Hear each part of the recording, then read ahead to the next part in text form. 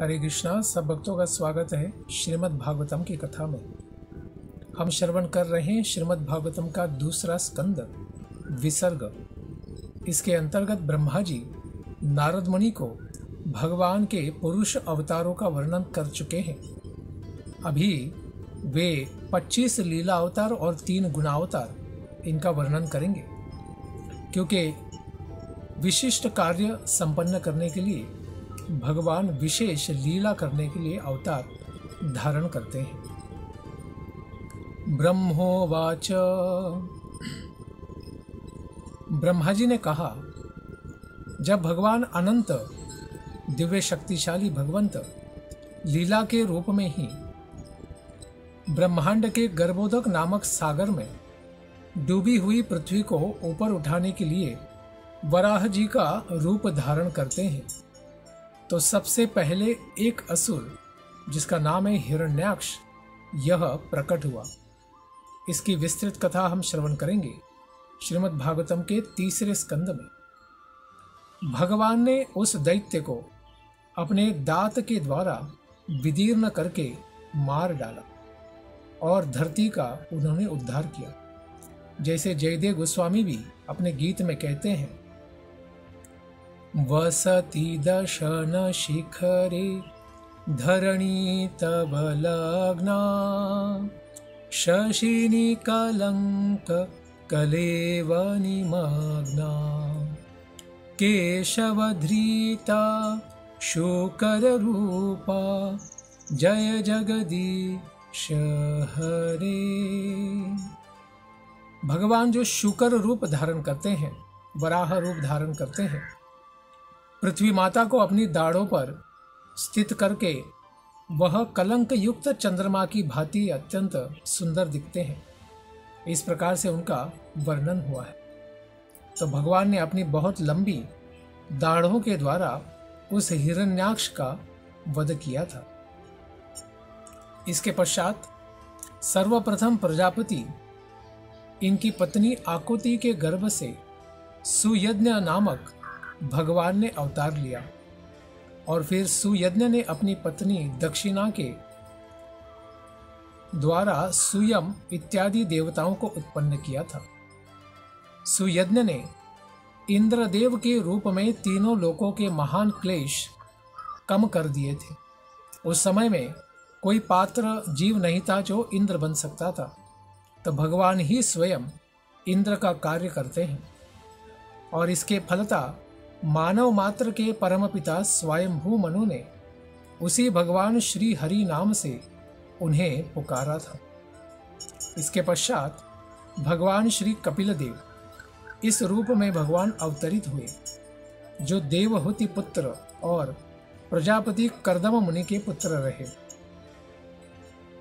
उनकी माता देवहूति इनके पुत्र रूप में वे अन्य 9 बहनों के साथ जन्म लेते।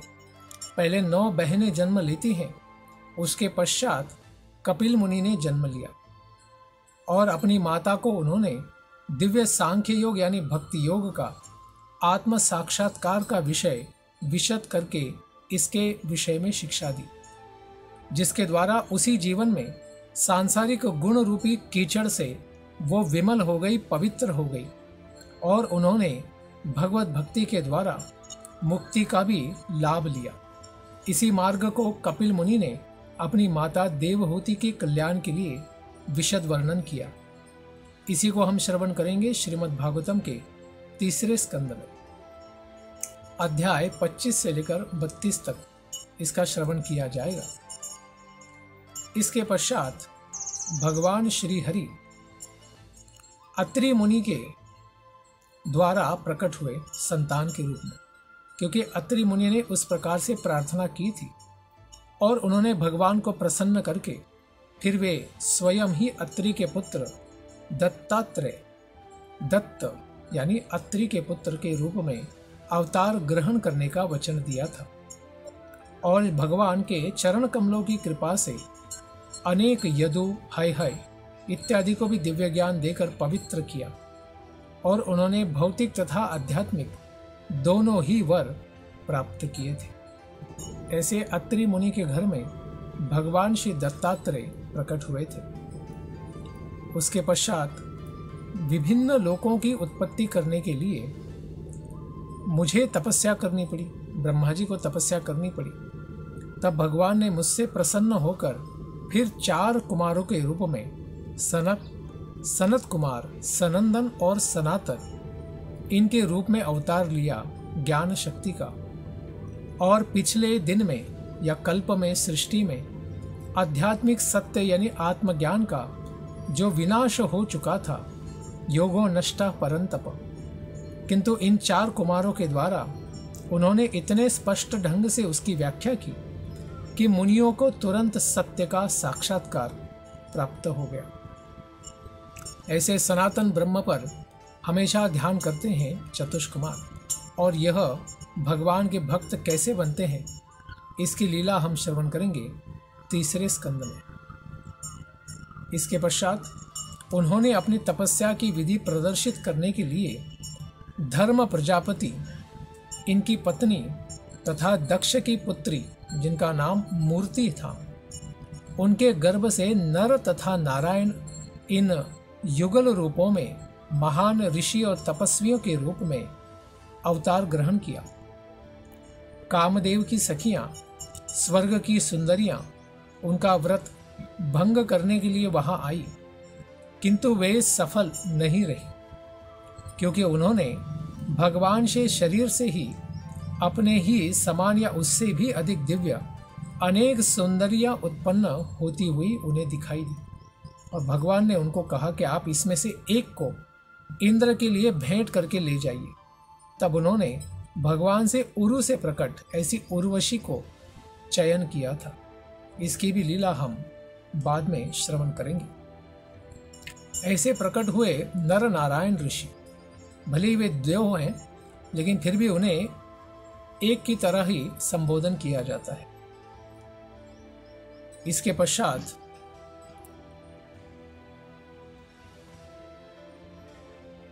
शिवजी जैसे महापुरुष अपनी रोषपूर्ण चितवन से वासना रूपी जो कामदेव प्रकट होते हैं, इनको जीतकर उसे दंडित तो कर सकते हैं।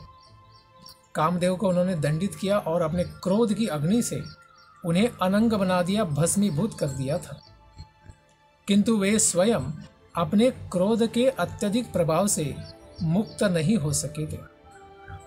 लेकिन ऐसा क्रोध भी कभी भगवान के हृदय में प्रवेश नहीं करता, क्योंकि भगवान के हृदय के अंदर भौतिक काम वासना ही बिल्कुल नहीं है। इसीलिए नर नारायण ऋषि उन अप्सराओं से प्रलोभित हुए भी नहीं, उनके मन में इच्छा भी नहीं आई। लेकिन सारे जीवों के परम पिता होने के कारण अपने छोटे बालक ही अपने प्रसन्नता के लिए कुछ कर रहे हैं, इसीलिए उनके ऊपर प्रसन्न होके भगवान ने उनकी जैसी इच्छा रखने वाले ऐसी अप्सराओं को प्रकट किया था। तो फिर भला ऐसे भगवान के हृदय में वासना को आश्रय कैसे प्राप्त हो सकता है? वह केवल सामान्य भौतिक लोगों के हृदय में ही और कुयोगी के हृदयों में ही आश्रय प्राप्त करता है।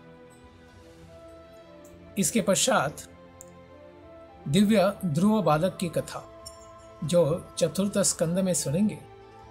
ऐसे उत्तानपाद राजा की उपस्थिति में ही ऐसे ध्रुव बालक की सौतेली माता सुरुचि ने अत्यंत कटु वचनों से बालक राजकुमार ध्रुव का मन प्रक्षोभित किया, और वे रोते हुए से फिर अपनी माँ के पास सुनीति के पास गए। और फिर वहां से सुरुचि ने कहने के अनुसार कि केवल भगवान श्री हरि की कृपा से ही वे अभी देह त्याग करके अगले जन्म में उनके कोक से उदर से जन्म लेंगे, तब वे अपने पिता उत्तानपाद की गोद में बैठ सकते हैं। इस प्रकार का मत व्यक्त किया था। उसी को सुनीति ने भी धारण किया और उन्होंने कहा कि आप जंगल में तपस्वी, मनस्वी, ज्ञानी, योगी और भक्त भगवान को प्राप्त करते हैं, तो तुम भी वही जाओ। इस प्रकार का दृढ़ संकल्प लेके बालक ध्रुव कठिन तपस्या करने के लिए मधुवन गए, और भगवान की कृपा से उन्हें मार्गदर्शन प्राप्त हुआ नारद मुनि जी का। इसी ध्रुव बालक की दिव्य तपस्या और भक्ति से भगवान अत्यंत प्रसन्न हुए और बालक के कल्याण के लिए कृष्णिगर्भ नामक भगवान ने अवतार लिया और बालक को बड़े आशीर्वाद देकर ध्रुव लोक भी प्रदान किया, जो वैकुंठ जगत है, जो इस संसार में हमें दिख सकता है, और जिस लोक की पूजा ऊपर और नीचे के सारे लोग और सारे मुनिगण और भक्त बड़े प्रेम और आदर से करते रहते हैं, जो उत्तर दिशा में हम इस ध्रुव तारे को देख सकते हैं। इस प्रकार से भगवान ने कृष्णिगर्भ अवतार लिया। इसकी कथा चतुर्थ स्कंद में सुनेंगे। इसके पश्चात महाराज वेन अत्यंत कुमार्गगामी हो गए, धर्म से उनका पतन हो गया। इसीलिए ब्राह्मणों ने वज्र शाप से ब्रह्मदंड से उसे प्रताड़ित किया।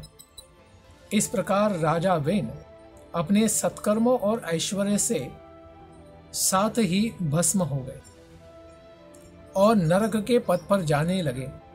किंतु भगवान श्री हरि ने अपनी बड़ी अहेतु की कृपा से उनके पुत्र रूप में, पृथु के रूप में जन्म लेकर शापित राजा वेन का नरक से उद्धार किया और पृथ्वी माता को दोहन करके उससे सभी प्रकार की उपजें प्राप्त की, जिससे सारे देव, पितर, मनुष्य, राक्षस सबका कल्याण हो सके। इसलिए उन्होंने गाय रूपी पृथ्वी माता का दोहन किया। यह भी विस्तृत कथा हम चतुर्थ स्कंद में सुनेंगे। इसके पश्चात राजा नाभि की पत्नी सुदेवी के पुत्र के रूप में भगवान स्वयं प्रकट हुए और उनका नाम रहा ऋषभदेव।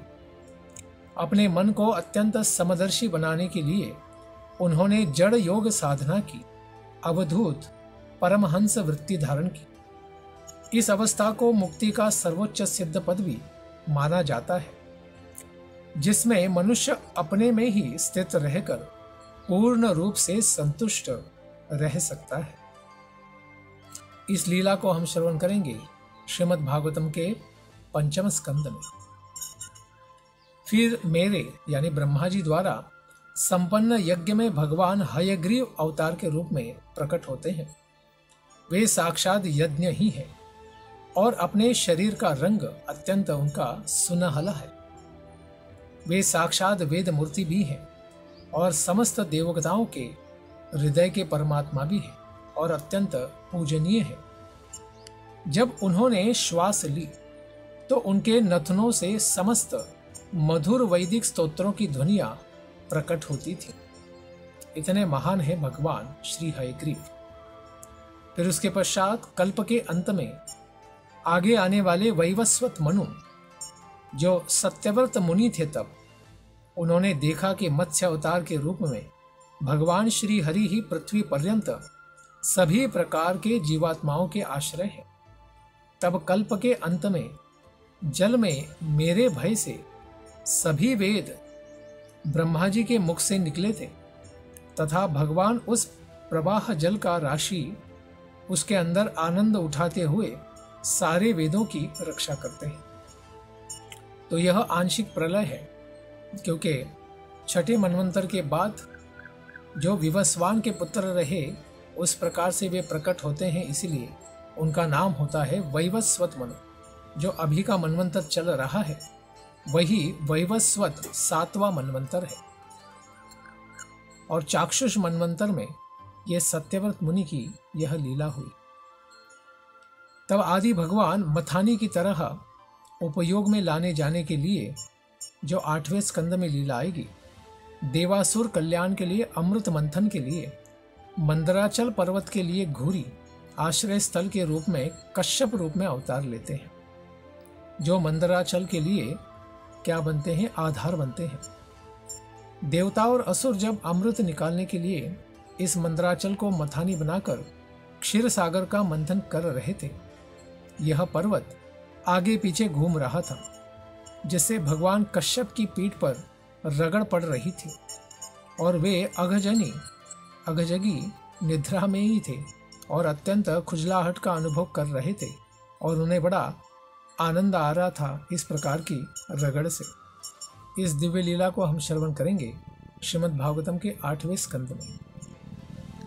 फिर इसके पश्चात श्री भगवान ने देवताओं के अदम्य भय को मिटाने के लिए नरसिंह देव का अवतार ग्रहण किया और असुरों के राजा हिरण्यकशिपु को अपनी जांघों में रखकर अपने नाखूनों से विदीर्ण कर डाला, जो हाथ में गदा लेकर भगवान को ललकार रहा था। उस समय उनकी भौहें अत्यंत क्रोध से फड़क रही थी और दिव्य दांतों के कारण उनका मुख भयावह लग रहा था। इस लीला को भी हम श्रवण करेंगे श्रीमद् भागवतम के 7वें स्कंद में।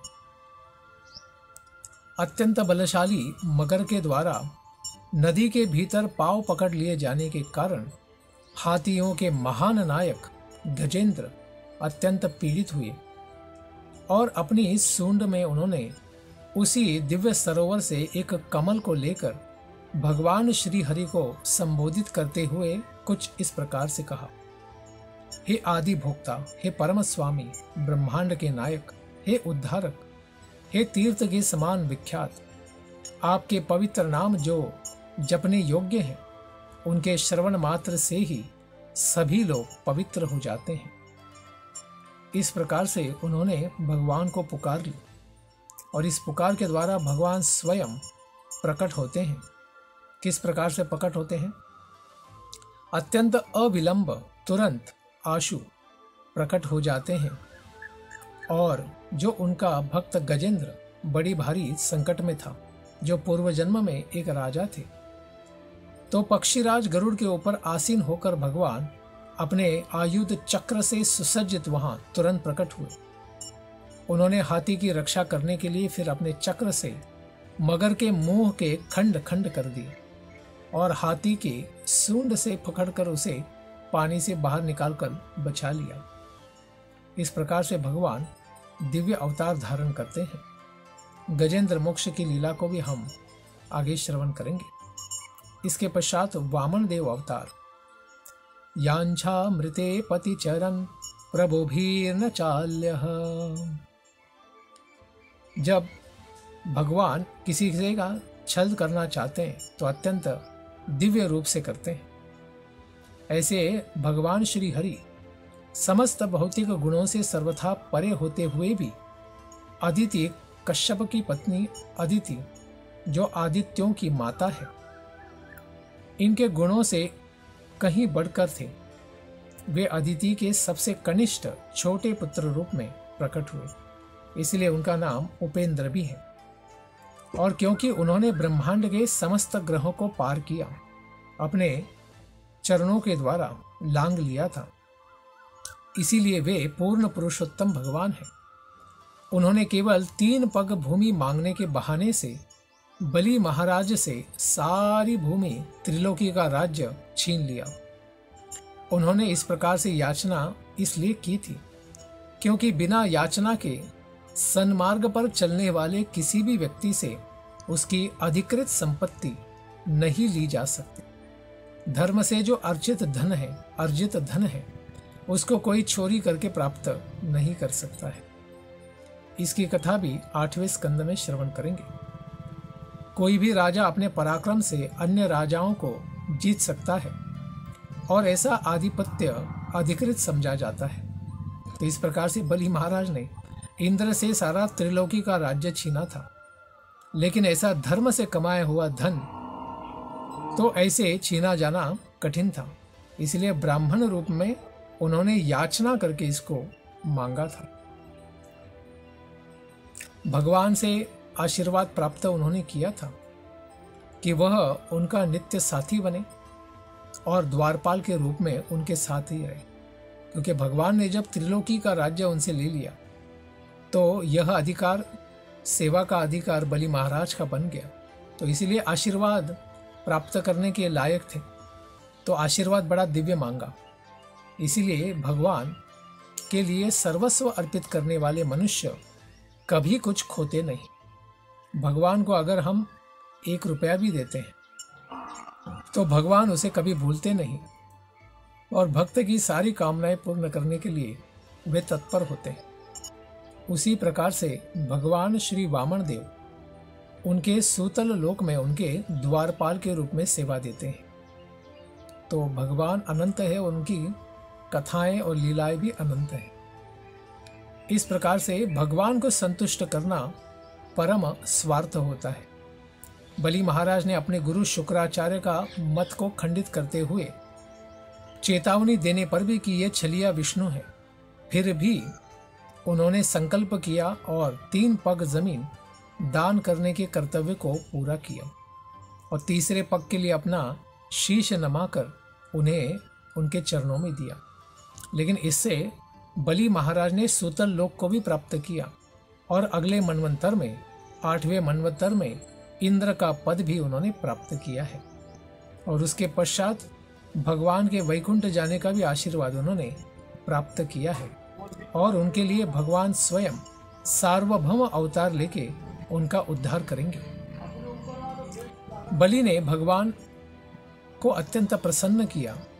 तो इस प्रकार से अगर हम भी भगवान के चरणों में अपना मस्तक दे देंगे तो फिर भगवान के चरण कमलों के द्वारा हमारे हृदय के सारे कल्मशों का नाश होके हम पवित्र होकर भगवान के धाम को प्राप्त कर सकते हैं।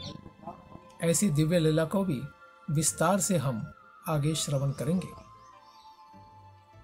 इसके पश्चात हंसावतार, जिनके द्वारा नारद मुनि को भक्ति का उपदेश हुआ है। तुभ्यं च नारद भृशं भगवान विवृद्ध। हे नारद, तुम्हें श्री भगवान ने अपने हंस अवतार में ईश्वर के दिव्य विज्ञान तथा दिव्य प्रेम भाव के विषय में शिक्षा दी थी। वे तुम्हारी अगाध भक्ति भाव से अत्यधिक प्रसन्न हुए थे। उन्होंने तुम्हें भक्ति का पूरा विज्ञान भी अत्यंत सुबोध ढंग से अच्छे तरीके से समझाया था, जिसे केवल भगवान श्री वासुदेव के प्रति पूर्ण समर्पित व्यक्ति यानी केवल भगवत भक्त ही समझ सकते हैं और तुम भी भक्त होने के कारण इसे समझ सके थे। इसके पश्चात मनु अवतार। भगवान ने मनु अवतार लिया और मनु वंश के वंशज बन गए। उन्होंने अपने दिव्य शक्तिशाली सुदर्शन चक्र से दुष्ट राजाओं का दमन करके उन पर शासन किया। समस्त परिस्थितियों में अबाध रहते हुए उनका शासन तीनों लोकों तथा ब्रह्मांड के सर्वोच्च सत्य लोक तक फैला था और उनकी महिमामयी कीर्ति से वे मंडित भी हुए थे। इसके पश्चात धन्वंतरी अवतार, जो मंदराचल के मंथन की लीला में ही प्रकट होते हैं। अपने धन्वंतरी अवतार में भगवान ने साक्षात यश के द्वारा निरंतर रुग्ण रहने वाले जीवात्माओं को रोगों को तुरंत उपचार कर देने के लिए विशेष अवतार ग्रहण किया। उनके कारण ही सभी देवता दीर्घायु प्राप्त करते हैं, अमृत कलश को प्रकट करके, उस अमृत पान को करके।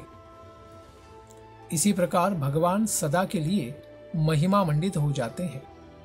उन्होंने यज्ञों में से भी एक अंश निकाल लिया और उन्होंने ही विश्व में सारा औषधि विज्ञान यानी आयुर्वेद, आयु का शास्त्र, इसका प्रवर्तन किया है। तो सारा शास्त्र भगवान ने स्वयं प्रकट किया। इसके पश्चात परशुराम अवतार। जब शासक वर्ग, जो क्षत्रिय नाम से जाने जाते हैं, संसार के धर्म पालन में सबको सहयोग देते हैं, संरक्षण करते हैं, परम सत्य के पथ से भ्रष्ट हो गए थे और नरक भोगने के इच्छुक हो गए थे, तो भगवान श्री हरि परशुराम मुनि का अवतार लेकर उन अवांछित राजाओं का उच्छेद कर देते हैं। 21 बार पूरी पृथ्वी को उन्होंने ऐसे कंटकों का नाश किया। इस तरह उन्होंने अपने तीक्ष्ण फरसे के द्वारा क्षत्रियों का नाश करके रक्त के कुंड बना दिए थे। इस कथा को भी हम श्रवण करेंगे श्रीमद् भागवतम के 9वें स्कंद में। इसके पश्चात श्री राम अवतार। ब्रह्मांड के समस्त जीवों पर अपनी अहैतुकी कृपा करने के कारण पूर्ण पुरुषोत्तम भगवान अपने अंशों सहित अर्थात लक्ष्मण, शत्रुघ्न, इनके सहित महाराज इक्ष्वाकु के कुल में अपनी अंतरंगा शक्ति माता सीता श्री राम रूप में वे प्रकट हुए। वे अपने पिता महाराज दशरथ जी की आज्ञा से वन चले गए और अपनी पत्नी तथा छोटे भाई लक्ष्मण के साथ 14 वर्षों तक वनवास को उपभोग करते हैं।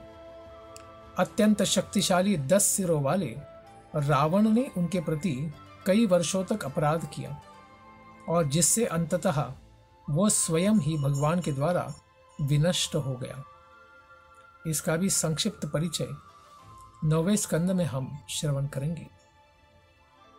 श्री राम द्वारा समुद्र के प्रति किस प्रकार से राग व्यक्त किया गया, क्योंकि दूरस्थ अपनी घनिष्ठ संगिनी माता सीता इनसे वियोग होने के कारण दुखी श्री रामचंद्र जी ने शत्रु रावण की नगरी पर हर यानी शिवजी, जो स्वर्ग के राज्य को भी भस्म कर देना चाहते थे, इनके जैसे ज्वलित लाल लाल नेत्रों से दृष्टि डाली। अपार समुद्र ने उन्हें भय से कांपते हुए फिर मार्ग दे दिया था, क्योंकि उसके परिवार के सभी जलचर सदस्य यथा मगरमच्छ, सर्प तथा घड़ियाल भगवान के रक्त नेत्रों की क्रोधाग्नि से जले जा रहे थे। तो भगवान के ताप के सामने कोई टिक नहीं सकता। इसके पश्चात भगवान श्री राम आगे बढ़ते हैं और लंका के पास रावण से युद्ध करते हैं, तो उसकी छाती से टकराकर स्वर्ग के राजा इंद्र के हाथी की भी सूंड खंड खंड हो गई थी और ये खंड बिखर कर चारों दिशाओं को चकाचौंध करने लगे थे। इसीलिए रावण को अपने शौर्य पर बड़ा गर्व हो गया था और वह अपने आप को समस्त दिशाओं का विजेता समझकर सैनिकों के बीच में इतराने लगता था। किंतु भगवान श्री रामचंद्र द्वारा अपने धनुष पर टंकार करने पर ही उसकी वह प्रसन्नता की हंसी उसकी प्राणवायु के साथ ही सहसा बंद हो गई। इसके पश्चात स्वयं साक्षात अंशी सारे अवतारों के स्त्रोत कृष्णस्तु भगवान स्वयं इनकी लीला प्रकट होती है। जब जब पृथ्वी पर ईश्वर से कोई श्रद्धा नहीं रखते, श्रद्धा विहीन हो जाते हैं, परस्पर लड़ने वाले राजाओं का भार बढ़ जाता है, तो भगवान संसार का कष्ट कम करने के लिए सारे युगों में प्रकट होते रहते हैं और अपने अंशों सहित प्रकट होते हैं।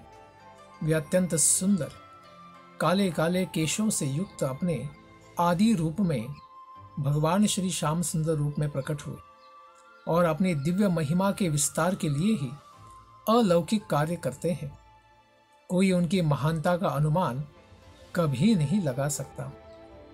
ऐसे भगवान कृष्ण और बलराम दोनों प्रकट होते हैं। भगवान श्री कृष्ण के परमेश्वर होने से किसी को कोई संदेह तो नहीं है, अन्यथा जब वे अपनी ही माता की गोद में थे तो पूतना जैसी राक्षसी का वध किस तरह वे कर सकते थे। 3 मास की आयु में ही अपने दिव्य छोटे छोटे पांव से छकड़े को उन्होंने कैसे उलट कर फेंक दिया था और जब घुटने के बल से वे चल ही रहे थे तभी अत्यंत दिव्य ऐसे गगनचुंबी अर्जुन वृक्षों के जोड़ों से समूल उसे उखाड़ फेंकने की लीला कैसे संपन्न कर सकते थे। ये सभी दिव्य कार्य स्वयं भगवान के अतिरिक्त अन्य किसी भी व्यक्ति को संभव नहीं है। ऐसे दिव्य लीलाओं को भगवान श्री कृष्ण प्रकट करते हैं और जब ग्वालों तथा अनेक पशुओं से जमुना नदी को विषैला जल पीना पड़ रहा था, क्योंकि एक कालिया सर्प उसके अंदर दाह बनाकर रहता था, तब भगवान ने अपने बचपन में ही अपनी कृपा दृष्टि से ही उस दाह को जीवित कर दिया, जमुना जी को पवित्र कर दिया। तब जमुना देवी के जल को शुद्ध करने के लिए वे स्वयं मानो खेल खेल में वहां पर कूद पड़े। उन्होंने अत्यंत विषैले ऐसे कालिया नाग को दंड दिया और जो अपनी लपलपाती जीभ से विष की लहरें निकाल रहा था। भला परमेश्वर के अतिरिक्त ऐसा कौन महान व्यक्ति है जो इस प्रकार का कार्य करने में समर्थ हो सकता है। ऐसे कालिया नाग को दंडित करके उसी रात्रि में जब ब्रजभूमि के समस्त निवासी निश्चिंत होकर जंगल में ही सो रहे थे, तो सूखी पत्तियों के कारण जंगल में अग्नि धधक उठी और ऐसा लगा कि मानो उनकी सबकी मृत्यु ही असंभावी यानी अवश्य होने वाली है। किंतु आंखें बंद करके बलराम जी के साथ भगवान ने उन सब ब्रजवासियों को बचा लिया। ऐसे हैं भगवान के दिव्य कार्यकलाप। और जब गोपियां कृष्ण की धात्री माता यशोदा अपने पुत्र के दोनों हाथों को रस्सियों से बांधने का प्रयास कर रही थी, जो दिव्य उखलबंद की दामोदर लीला है, तो उसने देखा कि रस्सी हमेशा 2 उंगली छोटी पड़ रही थी। अतः हार कर जब उसने प्रयास करना ही बंद कर दिया, तब भगवान ने अपने मुंह को खोल दिया और माता यशोदा को संसार में सारे ब्रह्मांडों का दर्शन करा दिया। तो यह 2 लीलाओं को एक साथ बता रहे हैं। यह देखकर कैसे संदेह हुआ कि यह बालक कितना अद्भुत है, किंतु अपने पुत्र की उस दिव्य योग माया शक्ति के द्वारा माता यशोदा कभी समझ नहीं पाई कि ये कृष्णस्तु भगवान स्वयं है। भगवान ने अपने पिता नंद महाराज को वरुण जी के भय से भी बचाया, जो द्वादशी के समय में बहुत जल्दी जल में प्रवेश कर गए थे स्नान के लिए, और ग्वाल बालों को पर्वत की कंदराओं में से, जहां मय के पुत्र ने उन्हें बंदी कर रखा था, मुक्त कर दिया। यही नहीं, भगवान श्री कृष्ण ने वृंदावन के समस्त निवासियों को, जो दिन भर अपने कामों में व्यस्त रहकर रात में थक कर निश्चिंत सोते थे, परव्योम में सर्वोच्च लोक का भागी बना दिया। सोते सोते ही उन्हें दिव्य गोलोक धाम में ले गए, और ये सारे कार्यकलाप अत्यंत दिव्य हैं और उनके ईश्वरत्व को ही, उनकी दिव्यता को ही सिद्ध करने वाले हैं। ऐसी लीलाओं को प्रकट किया। विशेष लीला उन्होंने की भगवान इंद्र का मान मर्दन की। जब वृंदावन के ग्वालों ने भगवान के ही आदेश से स्वर्ग के राजा इंद्र को आहुति देना बंद कर दिया, तो लगातार 7 दिनों तक मूसलाधार वर्षा होती रही और ऐसा लग रहा था मानो सारी ब्रजभूमि ही बह जाएगी। तब केवल 7 वर्ष की आयु के भगवान श्री कृष्ण ने ब्रजवासियों पर अपनी अहेतु की कृपावश अपने बाएं हाथ की छोटी उंगली से ही श्री गिरिराज गोवर्धन को उठा लिया। ऐसा उन्होंने वर्षा से पशुओं की रक्षा और सारे ग्वाल बाल गोपियों की रक्षा करने के लिए किया, और उस पर्वत के नीचे 7 दिन 7 रातें दिव्य लीलाएं की। जब भगवान वृंदावन वासियों की पत्नियों में अपने मधुर तथा सुरीली गीतों के द्वारा दिव्य काम को उत्तेजित करते हैं, तो वृंदावन में रास लीला में मग्न हो जाते हैं, और कुबेर के एक धनी अनुचर शंखचूड़ नामक राक्षस के द्वारा गोपियों का हरण किए जाने पर भगवान स्वयं उसका धड़ सर से अलग कर देते हैं। ऐसी दिव्य लीलाओं को भी प्रकट करते हैं और इनके साथ अनेक असुरों का भी वध करते हैं।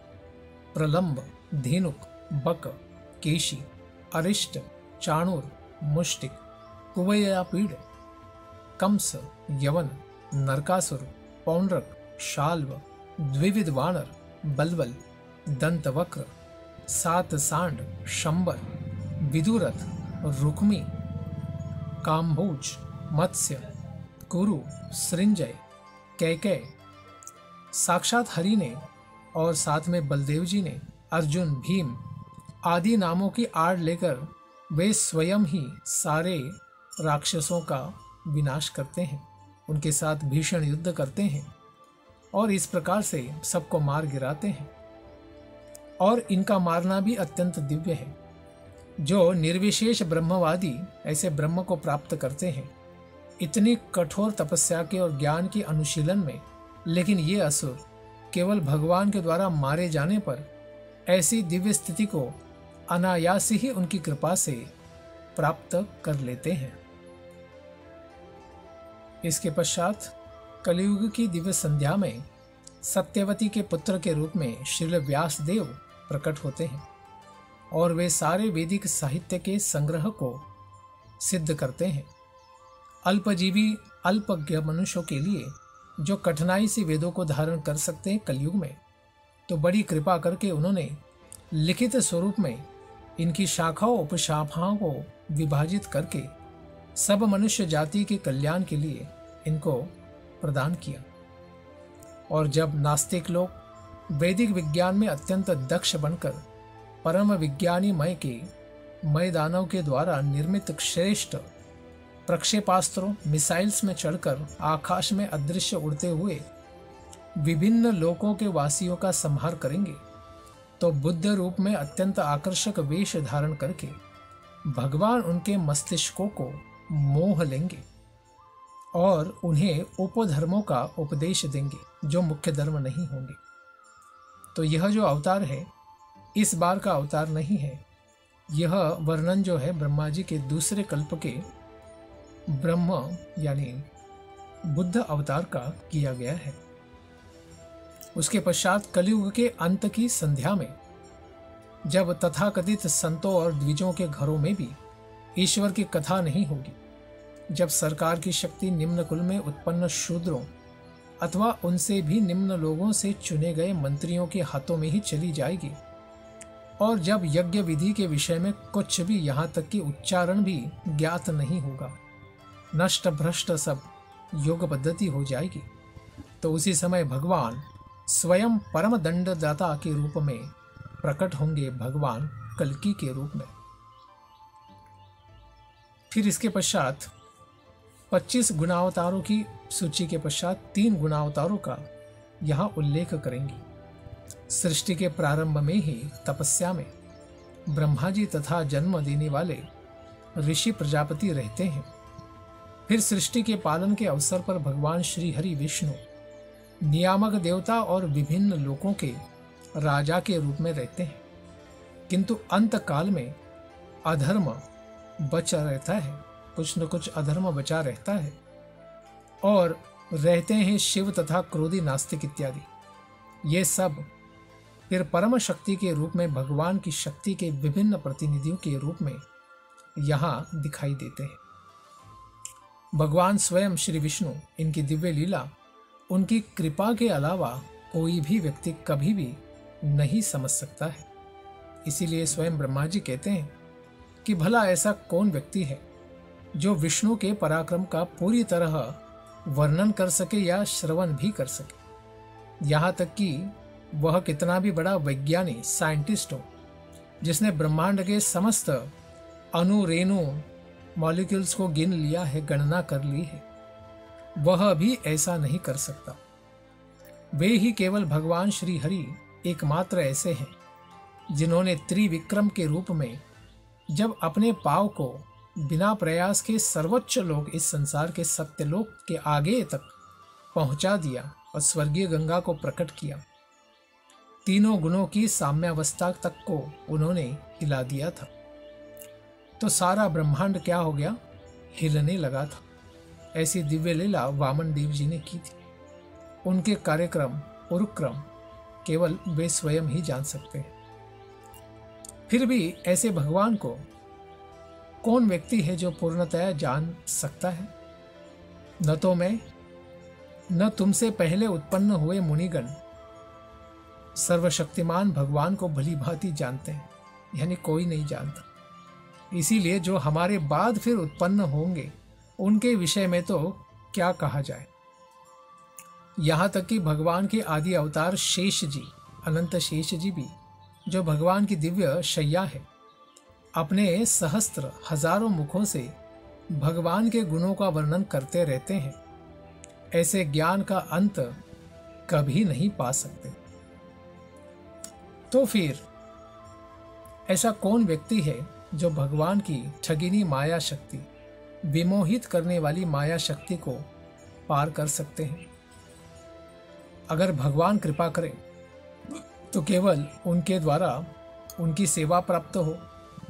ऐसे निश्चल भाव से आत्मसमर्पण करने से भगवान श्री हरि की किसी विशेष कृपा को प्राप्त करता है तो वह इस ठगिनी माया के दुर्लंघ सागर को पार कर सकता है और भगवान को जान पाता है।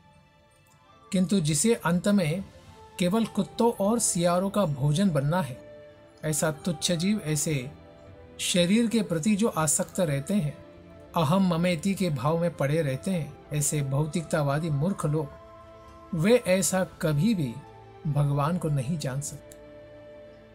भगवान अपनी माया के द्वारा, माया शक्ति के द्वारा किस प्रकार से कार्य करते हैं और इस कार्य को कौन जान सकता है? हे नारद, यद्यपि भगवान श्री हरि, इनकी दिव्य शक्तियां अजनीय है, कोई जान नहीं सकता है, अचिंत्य है, अपरिमेय है, अनकाउंटेबल है, फिर भी शरणागत जीव भक्त होने के नाते हम समझ सकते हैं कि वे योग माया की शक्तियों के द्वारा किस प्रकार से कार्य करते हैं। इसी प्रकार और कौन कौन है जो समझ सकते हैं? तो ब्रह्मा जी भी भगवान के भक्त हैं, इसीलिए कुछ न कुछ तो समझते हैं। और साथ में सर्वशक्तिमान शिव जी, नास्तिक कुल में जन्म लिए महाराज प्रहलाद, स्वयं भू मनु, उनकी पत्नी शतरूपा, उनके पुत्र तथा पुत्रियां जैसे प्रियव्रत, उत्तानपाद, आकुति, देवहूति, प्रसूति, फिर उनके पश्चात प्राचीन बरही, ऋभु, वेन के पिता अंगदेव, महाराज ध्रुव, इक्ष्वाकु, ऐल, मुचकुंद, महाराज जनक, गाधी, रघु, अम्बरीश, सगर, गय, नाहुष, मानधाता, अलर्क, शतधनु, अनु, रंतिदेव, भीष्म, बलि महाराज, अमूर्तरय, दिलीप, सौभरी, उतंक, शिबी, देवल, पिप्पलाद, सारस्वत, उद्धव, पराशर, भूरिशेन, विभीषण, हनुमान, शुकदेव गोस्वामी, अर्जुन, आर्ष्ट्रीशेन, विदुरजी, श्रुतदेव इत्यादि उनके दिव्य भक्त भी उनकी कृपा से उनका इस संसार के दिव्य कार्यकलापों के बारे में ज्ञान रखते हैं। तो क्या पापी लोग भी भगवान के विषय में ज्ञान प्राप्त कर सकते हैं? तो ऐसे पापी यानी पापी जीवन बिताने वाले समुदायों से भी जो शरणागत लोग हैं, भगवान और उनके भक्तों के प्रति शरणागत हो जाते हैं, जैसे कोई स्त्री हो, शूद्र हो, कून हो या शबर हो, यहाँ तक कि पशु पक्षी भी हो, इस तत्व ज्ञान के विषय में जान सकते हैं। वे भगवान के शुद्ध भक्तों की शरण में जाकर तथा भक्ति पथ पर उनके पद चिन्हों का अनुसरण करके माया के चंगुल से छूटकर भगवान को प्राप्त कर सकते हैं।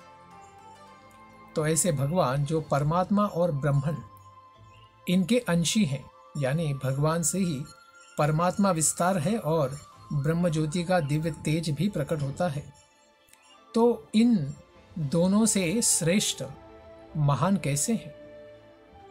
परब्रह्म के रूप में जिसकी अनुभूति की जाती है वह दिव्य शोक रहित असीम आनंद से युक्त है। यह निश्चय ही परम भोक्ता श्री भगवान की अनंतिम अवस्था है। वह शाश्वत रूप में सारे दुखों विघ्नों से रहित है और निर्भय है। उन्हें कोई भय नहीं। वह पदार्थ नहीं है, कोई भौतिक वस्तु नहीं है, फिर भी परिपूर्ण दिव्य चेतना है। वह सब दोषों से सर्वथा मुक्त है, भेद रहित है और समस्त कारणों और कार्यों के भी आदि कारण है, सर्व कारण कारण है, जिनमें सकाम कर्मों के लिए न तो यज्ञ करना होता है और न जिनके सामने कभी भी ठगिनी माया शक्ति स्वयं भी ठहर सकती है। वो तो विलज्जमाना होकर, पीछे होकर भगवान के केवल चरणों का ही स्मरण वंदन करती है। तो क्या भक्तों के द्वारा स्वतंत्र रूप से मन को नियंत्रित करना या फिर चिंतन करने की कोई आवश्यकता है अगर वो भगवान के भक्त बन चुके हैं? ऐसी दिव्य अवस्था में ज्ञानियों तथा योगियों द्वारा न तो कृत्रिम रीति से मन को वश में करने की, न ही कल्पना या चिंतन की आवश्यकता रहती है। क्योंकि भगवान की कृपा से ज्ञान और वैराग्य भक्तों के हृदय में प्रकट हो जाता है। मनुष्य ऐसी विधियों को उसी प्रकार फिर त्याग देता है जिस प्रकार स्वर्ग का राजा इंद्र कुआं खोदने का कभी कष्ट नहीं उठाता, क्योंकि उसके पास सारे जल निधि संवर्तक तक बादल उनकी सेवा में है, तो उन्हें कभी पानी के लिए कुआं खोदने की आवश्यकता नहीं होती। उसी प्रकार से भगवान के भक्त भगवान की ही भक्तिमय सेवा के द्वारा ज्ञान और वैराग्य प्राप्त कर लेते हैं। इसलिए उनके लिए उन्हें कभी भी अलग से प्रयास नहीं करना पड़ता और मोक्ष की कामना भी नहीं करनी होती, क्योंकि दिव्य भगवत भक्ति का उन्माद ही ज्ञान और वैराग्य से प्राप्त होने वाली स्थिति से भी उच्च अवस्था को अनायास ही कृपा के रूप में प्रकट कर देता है। इसीलिए परम मुक्त जीवात्माएं भक्त भगवान के कार्यकलापों को सुनने और जप करने के इच्छुक रहते हैं।